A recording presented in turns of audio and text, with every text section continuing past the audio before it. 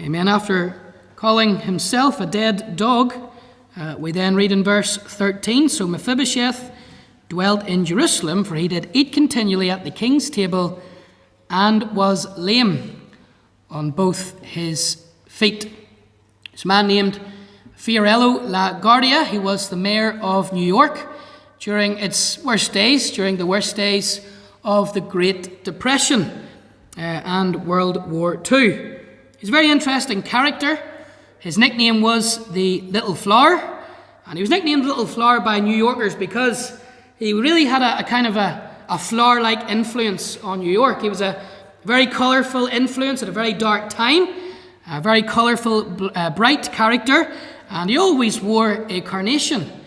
But he's a very small individual. He's 5'4". He was known for being a voice, for being a do-gooder, for being a beacon of light in the midst of dark days.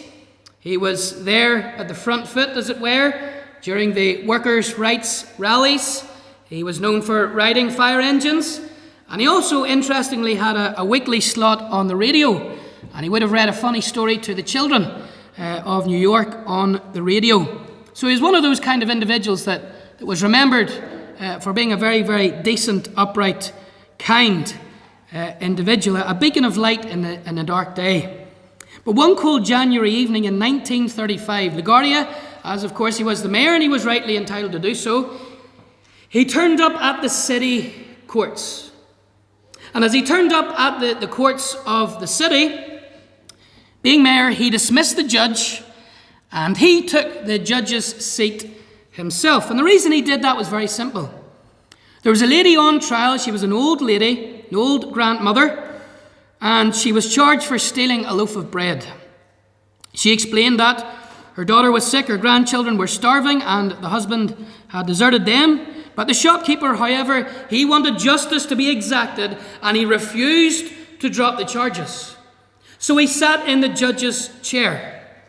And the greengrocer, he wanted the message of justice to be extended. Remember, it was the Great Depression. There was a lot of petty theft and so on, all really just in the name of survival. But he wanted a message to be sent out loud and clear, and he wanted justice to be done, even though it was just really for stealing a loaf of bread. Turning to the woman then, this Mayor LaGuardia, in the judge's seat, he said this man's right. The law makes no exceptions. And so your fine is $10 or 10 days in jail.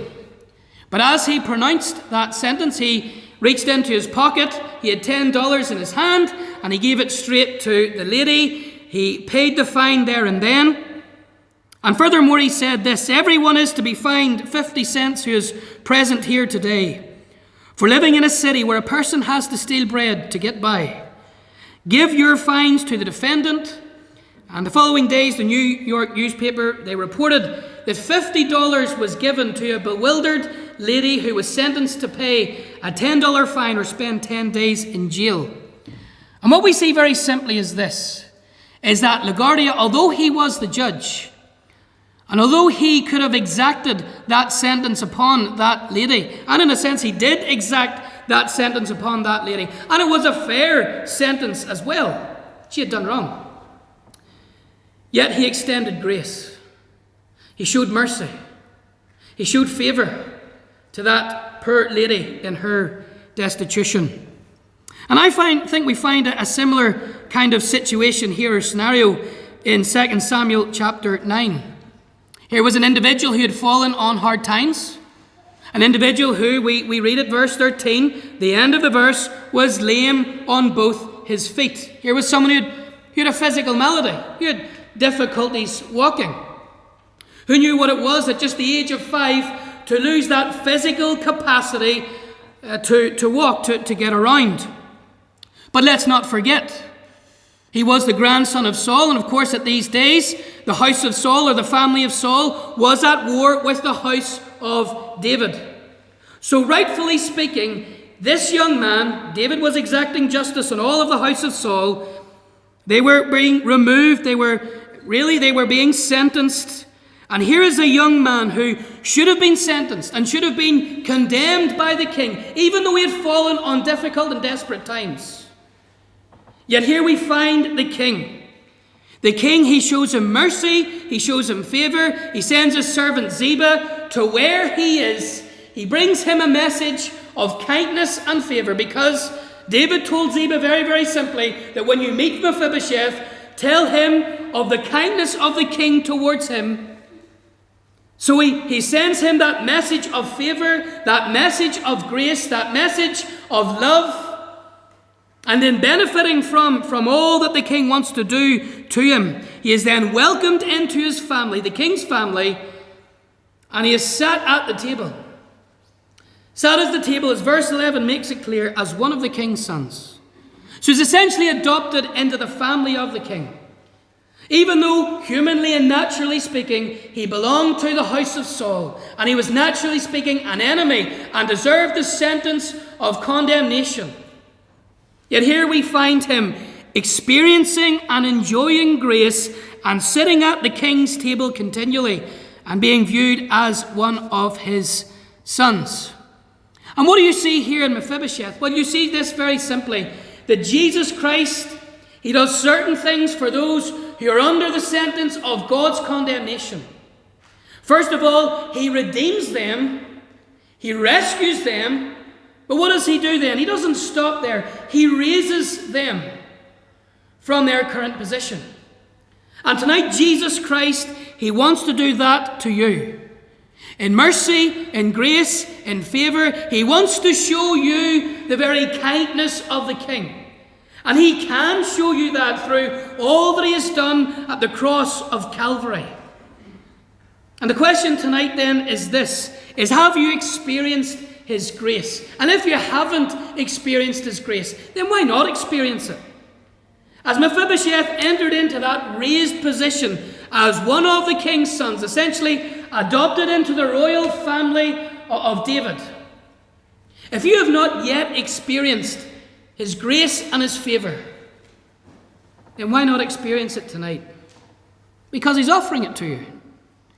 Just as kindness and favor was offered to Mephibosheth, as he couldn't get over it, that's why he said in verse 8, "What is thy servant that you should look upon such a dead dog as I am?" As he's there before the king, he just sees himself as a dead dog. And remember, in Israel, in Bible times, it's not like today where dogs are very clean animals and they're very precious. As we saw a few weeks ago with Lazarus and the dogs that licked his sores, they just ran wild in Israel. They were a worthless animal. They were an unclean animal. And so he sees himself not merely just as a dog, as an unclean animal, but as a dead dog, as something that's worthless, really. Here he is, facing the king. Couldn't get over the mercy and grace that the king had shown to him. And you know, that's the reaction of everybody here tonight who's a Christian, isn't it? You enjoy grace, and you come before God, and you just revel, and you at times you're like Mephibosheth, and you're just so overwhelmed by the love and the mercy and the grace of God. What is your servant, Lord? What am I? Who am I that you should look upon me in mercy and in favor? So let's think tonight about a dead dog at the king's table, and think about this man named Mephibosheth. Think with me firstly about the stumble he encountered. The stumble he encountered. Look at verse 3. We read, "The king said, Is there not yet any of the house of Saul, that I may show the kindness of God unto him? Ziba said unto the king, Jonathan hath yet a son, which is lame on his feet." Mephibosheth, as I've said, was the grandson of Saul, and he was the son of Jonathan. And we get a little glimpse into his early years here. By this statement in verse 3, he was lame on both his feet, or lame on his feet. Verse 13, says he was lame on both his feet. So this means there was a time in his life when he could previously walk, but he couldn't. Now something happened, and there was an incident, an historical incident in Scripture, and you read of this in 2 Samuel chapter 4. And this is whenever the war was raging between the house of Saul and the house of David. And in 2 Samuel chapter 4, verse 4, we read this concerning Mephibosheth. He was 5 years old when tidings came of Saul and Jonathan out of Jezreel. And his nurse took him up and fled. But it came to pass, as she made haste to flee, that he fell and became lame, and his name was Mephibosheth. So news is just broken that his father has passed away, and that his grandfather has passed away, all because of this ongoing war between the house of David and the house of Saul. And his nurse, the lady who's looking after him at this particular time, remember his father's away at war. This lady who's looking after him, she lifts him up in haste. He's 5 years old. And really the thought is Mephibosheth next? His grandfather has passed away. His father has passed away. King David is exacting justice on all of his enemies. And here is someone who, naturally speaking, is an enemy of David. So she just lifts him up and she just runs away with him. But of course, as sometimes happens, you drop your children. And this lady who was looking after Mephibosheth, it seems that something happens, that as she made haste to flee, that he fell and became lame. And from that day forward, from 5 years of age, from that day that he sustained a fall, interestingly, as he physically sustained a fall, it seems that on this occasion as well, that he would enter a position of being on the run from the king. That's really how he spent his life. He went on the run from the king on the same day that he sustained a fall. And like Mephibosheth, because of a past fall, tonight, spiritually speaking, you're presently lame. Because you too in Adam suffer from the effects of his fall. I'm not talking here about a time when you physically fell and maybe hurt yourself. I'm talking spiritually about that time in the garden when Adam fell and you fell in Adam. Just as he fell, and spiritually from that day forward, not merely could he not walk with the king. Remember, he talked freely with God in the garden, but from then on, that fellowship was hindered. And I don't know if you ever thought about this, but what was one of the results of Adam's fall? The Bible tells us in Genesis 3, the end of that chapter, that he was driven from the garden, and there were the angels placed in front of the garden so that he could never enter the garden again. What's that speaking to you of? That's speaking to you of the fact that he would never enjoy the fellowship that he enjoyed in the Garden of Eden. He would never enjoy the like of it again. That's why not merely was he driven from the garden, but the angels were placed there so he could never enter the garden again. He would never walk with God in the way that he did before his fall. And tonight, because of your sin, spiritually, you have a limp walk, so to speak. Presently, you suffer a lame and a limp walk with God. What do I mean by that? Is that unhindered fellowship that you should have with God, that companionship that you should enjoy with God. You don't. And why? Because of sin. Because sin creates a gap, it creates a barrier, a blockade between you and God that only Jesus can bridge. And not merely can you not walk, but you're on the run. And there's so many instances in Scripture where you see this. You think of Jonah, you think of Adam who went on the run because of his sin. And tonight, my friend, that's what you do. You do not run towards God, but you run from God. You become a runaway, a fugitive on the run. Just as Mephibosheth was naturally. Job makes this point in Job 11, verse 12. For vain man would be wise, though man be born like a wild ass's colt. Word vain here means empty, it means hollow. And how does he then describe man? Like a wild ass's or donkey's colt. The East, the wild ass or donkey was known as an animal for being stubborn, being untamable. Just couldn't tame it. That's how he describes man. Stubborn creature before God. A creature that does not want fellowship with God, naturally speaking. Again, Scripture tells us in Psalm 58 verse 3 that the wicked are estranged from the womb. They go astray as soon as they be born, speaking lies. When do we go astray? As soon as we be born. And the thought there of going astray is very simply of you being on a path, but then you deviate from that path. And it's really an illustration or a picture of sin. We should walk that path. We should walk towards God, that path of communion with God. But because of your sin, you don't walk that path, do you? No, you go astray from the path. Because of your limp walk, as it were, spiritually speaking, with God. But unlike Mephibosheth, you aren't born then you fall. You're born fallen. You're born stricken with a terrible inability and poverty. It stems all the way back to your previous fall. I trust that you see this tonight. No matter how much you try to have communion with God in yourself, you just haven't got the strength. That's why Romans 5 tells us that when we were without strength to have fellowship and communion with God, Christ died for us. You know, in the 1950s, a psychologist and a psychiatrist, they believed that crime was because of an individual's environment that they were raised in. And there's much of that thinking still today. And in a sense, that there is obviously some evidence that our backgrounds determine the kind of individual that we are. But they set out to prove their point. And they took 250 prisoners. And they observed them over 17 years.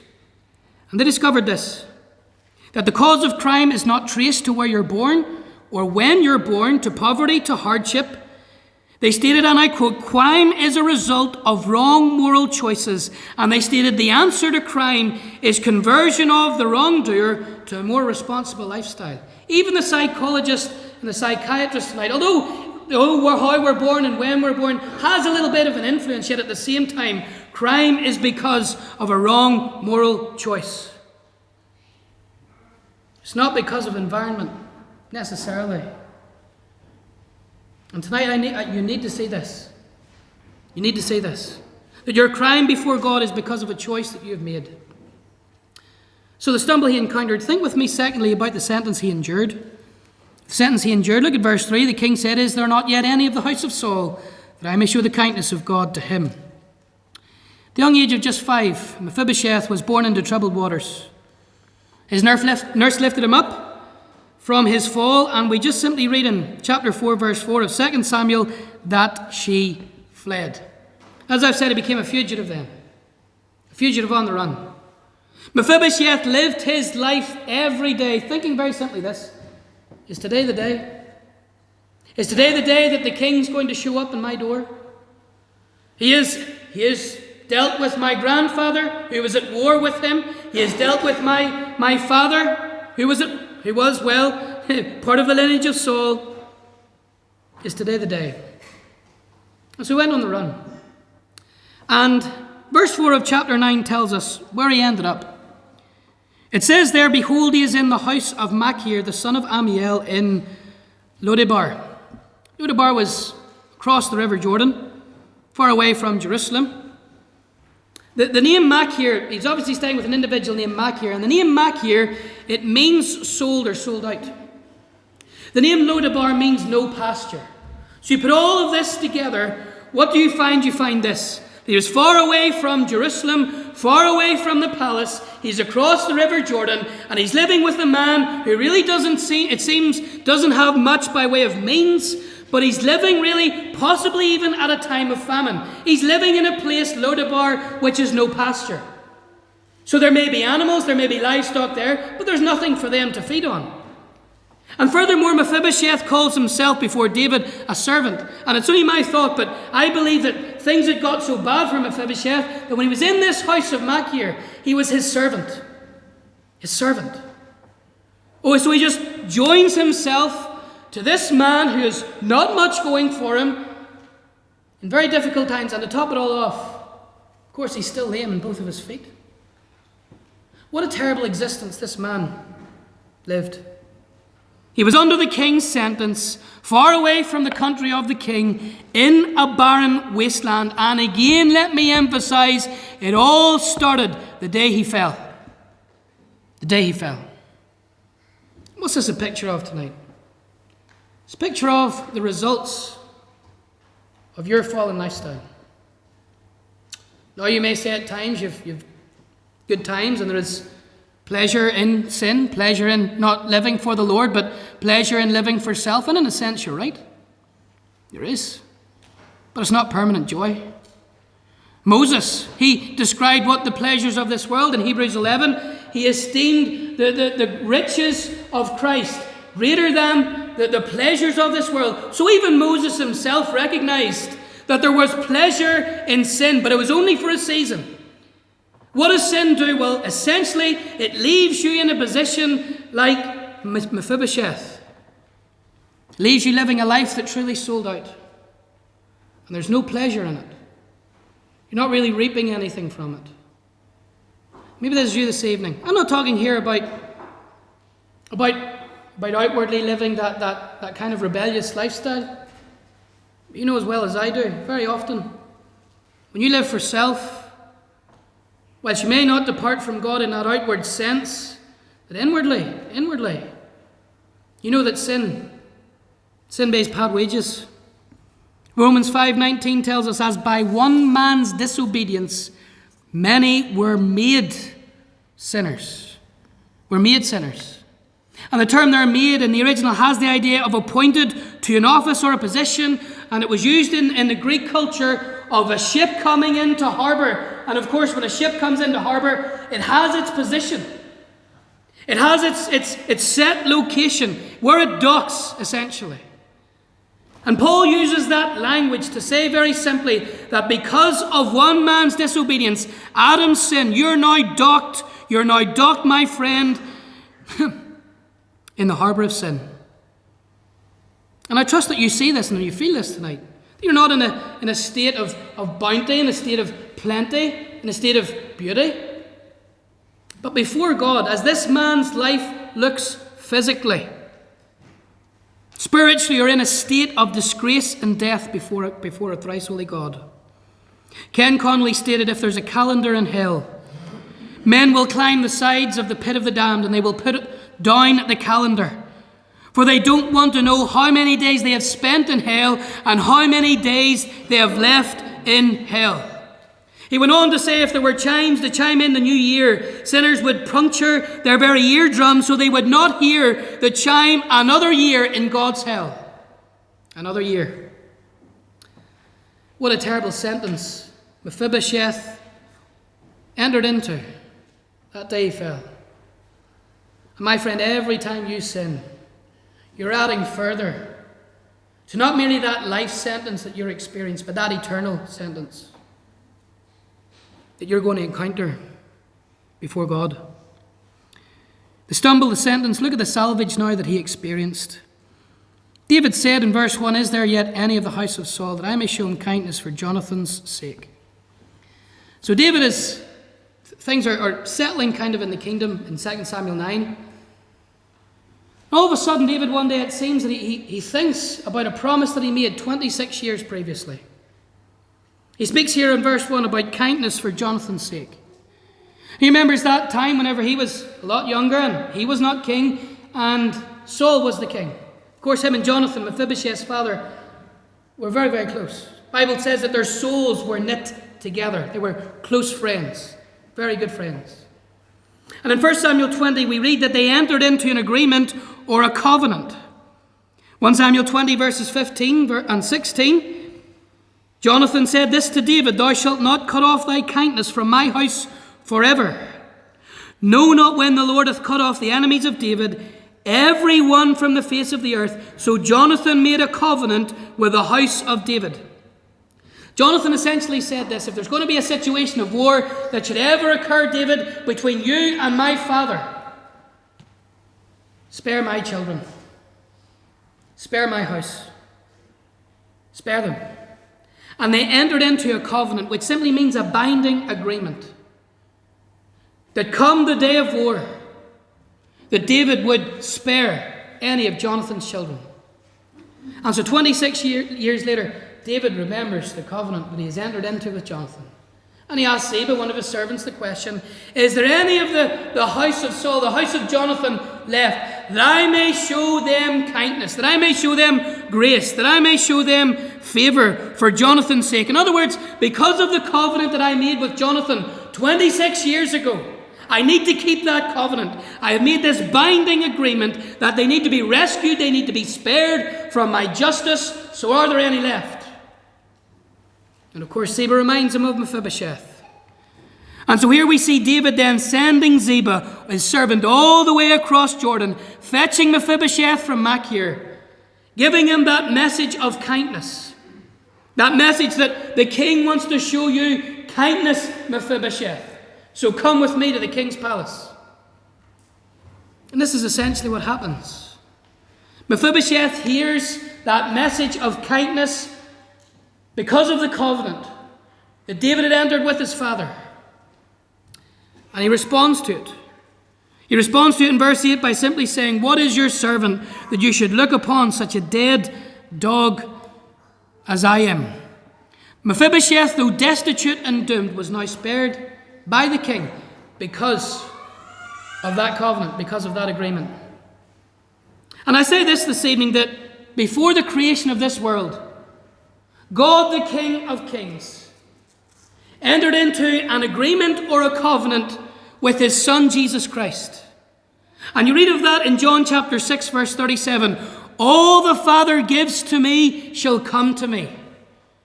And God the Father said to God the Son that I'm going to send you and I'm going to give you a people to die for. And they will, to use the language of John 6:37, they will come to you and you'll not cast them out.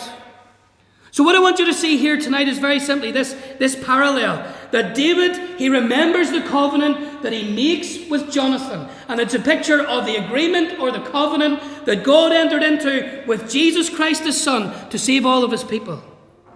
And that covenant is based on the kindness of the king.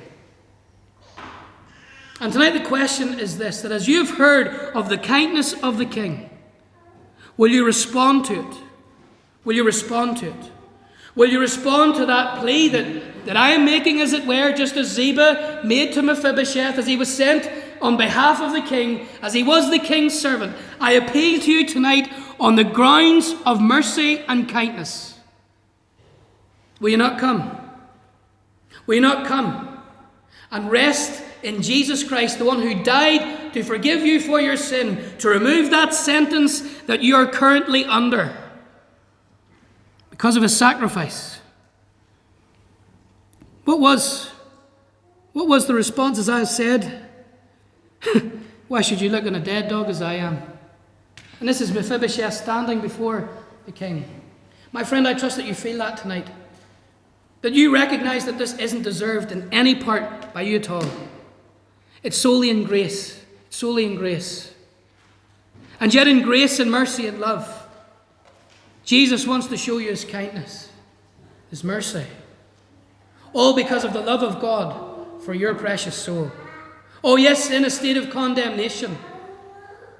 But Jesus wants to rescue you, to redeem you, and then to raise you. And this is where we finish. Because I want you to see lastly here the seat he enjoyed. Verse 13, "So Mephibosheth dwelt in Jerusalem. He did eat continually at the king's table, was lame on both his feet." It's one thing, to be brought from Lodabar, a place of no pasture. One thing to even be brought away from the house of Machir, this man who didn't seem to not really much to care for Mephibosheth. It's one thing to be brought from there. It's another thing to be brought to, and what you're brought to. And Mephibosheth was not merely brought from Lodabar, he was brought to the palace. He was not merely brought from being a member of the house of Saul, who were enemies of the king, but he was actually legally adopted as one of the king's sons. Verse 11, "He shall sit at my table as one of the king's sons." He's now a member of royal family. It's the same today, but in Bible times, it was only members of the royal family and an invited guest could eat at the king's table. So here's Mephibosheth, and you just picture him. He's probably a state, let's face it. He's lived the life of a servant. He's been crippled for probably a long time by now, maybe decades. And there he is, And he just sits at one of the king's tables. Sits at one of the seats at the king's table. And he's not just fed once, by the way. You know, it's one thing to be invited to maybe a banquet and just to have one meal, and you'll remember that meal for the rest of your life.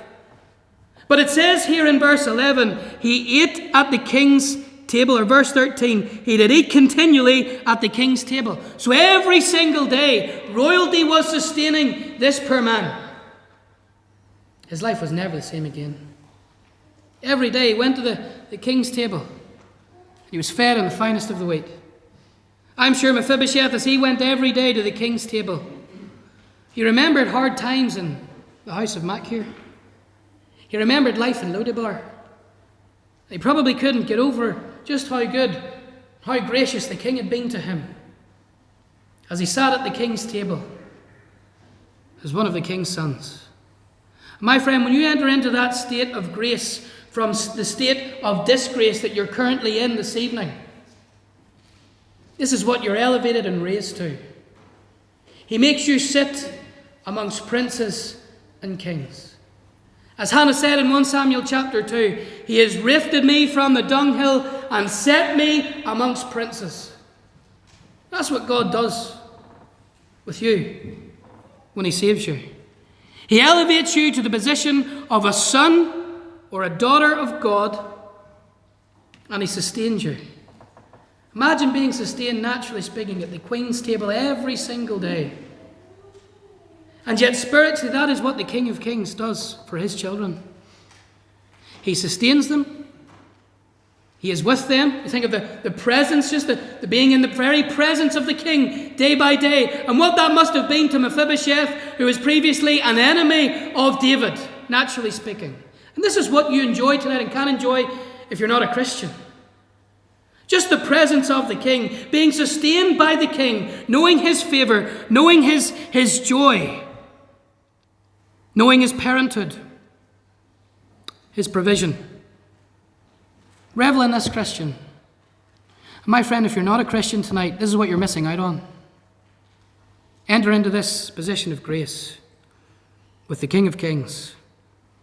Mephibosheth, he did eat continually at the king's table. Was lame in both his feet. Trust tonight that you enjoy this, and if you don't enjoy this yet, that you'll come and enter into this experience of grace that Mephibosheth entered. Let's pray.